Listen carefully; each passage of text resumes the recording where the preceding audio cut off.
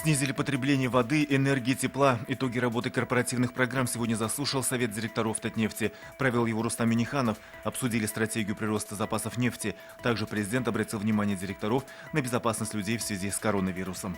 Заболеваемость туберкулезом в 8 районах Татарстана выше почти в 2 раза, чем в среднем по республике. В этом списке Алькеевский, Тюлечинский, Зеленодольский, Агрызский и другие муниципалитеты. Сегодня во всем мире отмечают День борьбы с палочкой Коха. 25 миллионов на добрые дела. В Татарстане начинается очередной конкурс социальных проектов «Лукойла». Сегодня о деталях рассказали в Доме правительства. За 11 лет реализовано почти 1500 инициатив на 245 миллионов рублей.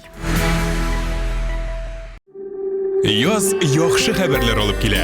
Yangi asr kanalında dünya ko'rgan Жылы izleyjonlar filmin qabat qararga tilaysizmi? Ko'p sonli tomoshachilar so'rovi bo'yicha filmning barliq seriyalarin hozir tnv.ru saytida qararga bo'ladi. Все новости дня, выпуски программы «Новости Татарстана», программы и фильмы на сайте tnv.ru и на YouTube-канале ТНВ. Подписывайтесь.